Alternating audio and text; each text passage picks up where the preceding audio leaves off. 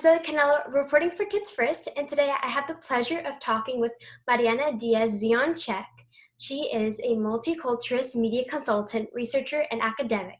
As children's media consultant, Dr. Diaz collaborates with partners to develop content that is developmentally educational and culturally sound. Her clients include Nickelodeon, Nick Jr., Noggin, Sesame Street, Fred Rogers Production, PBS, 9 Story, HITN, Univision, and many more. Well, thank you, Zoe. Thank you for having me. Dr. Diaz, you have a Ph.D. in psychology and work in NYU's psychology department. Can you tell us what drew you into children's television and what aspect of the human condition interests you the most? Good question. So I was always interested in human behavior, as you pointed out. And once I got my bachelor's degree, I was interested in pursuing more knowledge and experience in this. And then once I got my doctorate, I got into children's media really soon after that. And it was just very incredible to see the effect that media has in children's lives. So I became very motivated to contribute to that. Wow. And you've also partnered with Nickelodeon. I actually grew up watching Nickelodeon and PBS Kids, Univision, and so much more too. So can you tell us how to promote diversity and Latino culture in children's programming? Sure.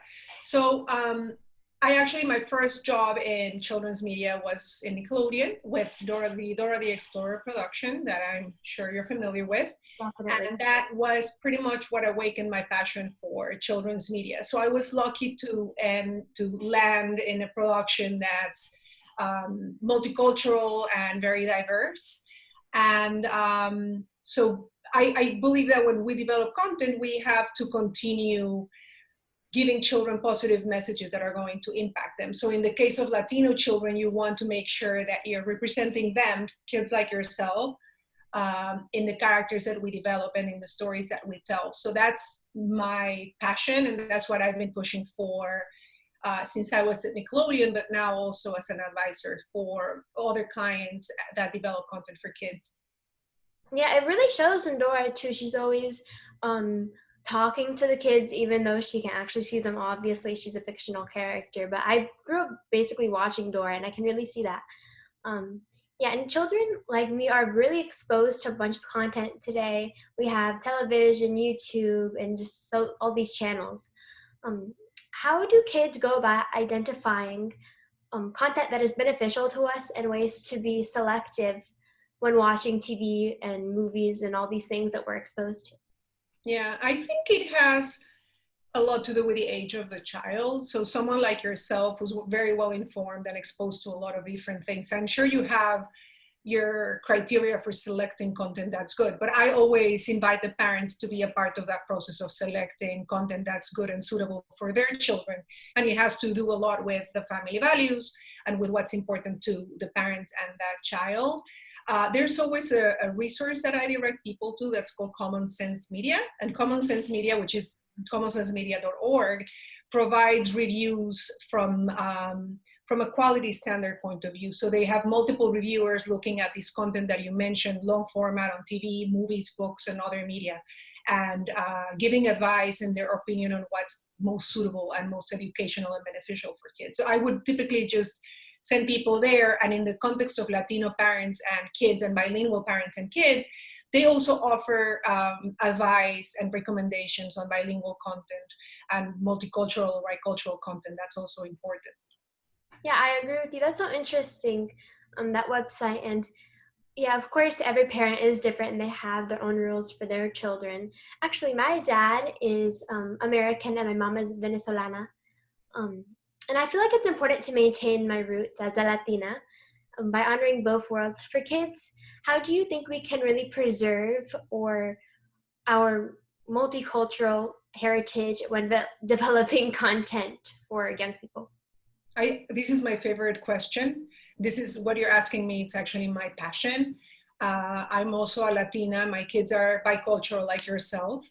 And I think the experience of biculturalism starts at home. So I always encourage parents to speak their home language to their children and just be very consistent with speaking to them in that language. But as they grow up around the age of preschool, and they're going to be start being exposed to all this media content that you mentioned, you want that content to also be reflective of both your language and your culture. So selecting stories and characters that speak to your bicultural children is very important. And then just going back to characters like Dora, or movies like Coco, just overall content that celebrates the Latino heritage in our case, but depending on the heritage of that family. And that's actually what I do for a living. That's what I consult clients on doing, how to do that right, how to create characters that are authentic, that feel real to kids like you, and not just stereotypical, or even worse, stereotypes that end up sort of hurting instead of helping kids. So that's my passion, actually. Yeah. I know whenever I go to school, not a lot of kids, well, not anyone really speaks Spanish. We're all speaking English. Spanish is mi primero lenguaje. Entonces, whenever I get home, my mom or my grandma's always talking to me in Spanish. And of course I know Spanish, but I'm like, sí. No, I see that. I see that you're comfortable doing what's called code switching. So hablas en español, and then you can switch to English, and you can do it very comfortably. It's and just, go ahead. No, it's because whenever I'm at school, or whenever I'm hanging out with a friend, it's rare that we ever speak in Spanish. Entonces, unas veces se me olvida una palabra o algo cuando estoy hablando. Yeah, but it's totally fine. And one thing that has been coming up lately in my working with people that develop content is exactly speaking the way that you're speaking now.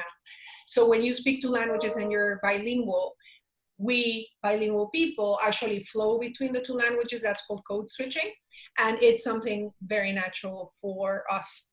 And it's the way that we speak. And you will encounter this more and more. So right now you go to school, you speak English and you speak Spanish at home. But later on, you will probably end up in a job that will use both your languages. And you will see that even in a professional environment, you will transition between English and Spanish. And that's very real to people like you and to people like me and your mom. So then why not promote, bilingualism in a way that flows very naturally? So that's another area of interest to me, is to promote bilingualism in this way. Yeah, it's also cool because I have a lot of Latino friends as well, and my grandma loves to cook. She's always making pequeños or algo rico in the kitchen. So I do think I'm very connected with my culture as well. And this time in history, I think it's more significant than any other in terms of addressing diversity. Do you think that as well? Yes, there's two components. There's a more global component to what you're saying, which I think is historical, and the fact that what used to be called minorities now is not the case, because the people of color are 50% of the people in this country. Latinos are about, I think, between 18 and 23%, in some states more than that. And by the year 2050, as you might know, Latinos are going to be the biggest population. So historically, it's important to represent these groups because of just the number of people that you would be representing in your media product. Now, specifically this year, we do have to highlight topics of race and justice. And kids need to be aware of these conversations, and they need to be prepared to identify, recognize, celebrate, and respect differences. And it's a role and responsibility of media to address that and to provide this information to kids. And I have very important information there too. There was this big study, and they did a study that found that parents think that race determines a lot of their children's identity, but they don't talk to children about race. And that's exactly the same case with teachers. So teachers also think it's important, but they don't think it's appropriate to talk to children about race or difference or socioeconomic class and these difficult conversations that might happen later on. So it is a responsibility of the media to start this conversation with children, because all these are important matters in our society, and we can actually make a change as media creators to inform and educate children with these in these topics.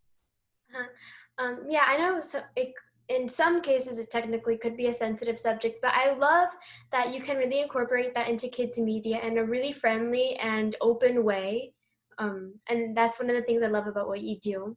And we've seen a lot of Latinos impact Hollywood and the entertainment community, like icons como Eugenio Derbez, so much more. There's Rita Moreno and Salma Hayek. Uh-huh. So many. There's much more than that, obviously. Yeah. Oh, and Isabella Merced, I interviewed her twice, and Julia Garcia, she's amazing as well. What do you think these people bring to the entertainment community that is very unique? Well, first of all, they bring themselves. So before being anything else, we're all human. So these are talented people that bring their talent forward, and then that's first. And then they're also representing a larger community. So not only they're representing their country of origin, but at large they're representing the Latino community. And what's important, which I referred to at the beginning, is that for children specifically, it is really, well, for everybody, but for children specifically, it's really important to see themselves reflected in the media.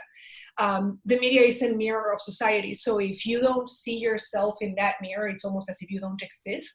So basically, all these people that you're mentioning, and also the ones behind the camera, are legitimizing the experience of all of us just by having us see ourselves in this media product. So that's a big thing, you know? Yeah, we have our Latino power. Totally, yeah. Yeah, so finally, you started working in Nickelodeon in 2004. How has your work changed, and what do you see in children's programming going into the future? Yeah, I mean, for me personally, when I started, I had just obtained my title. So I was a little bit more cautious and maybe quiet on how to voice my own voice, if you will. And over time, I've gained a lot of confidence. And I feel that Latinos today start at a better start of point. So there's just overall more openness and respect to hear all kinds of voices, including the Latino voices, but all sorts of diverse voices. And in particular, this last year, there's been a huge interest in part of the studios and the networks to bring in diverse voices to the table, as they say, or the room. So people that are going to be writing the stories, telling the stories in narrative, in visual form, and so on. And that has significantly changed. So now there's more of an intention to do this right by bringing in those diverse voices. That has changed a lot in the last 20 years. Yes. Well, thank you, Dr. Diaz. You're so inspiring, and I love talking to you. Make sure to subscribe to our channel and check out the cool stuff we do and the cool people we meet, just like Dr. Diaz. Thank you, guys. Thank you, Zoe.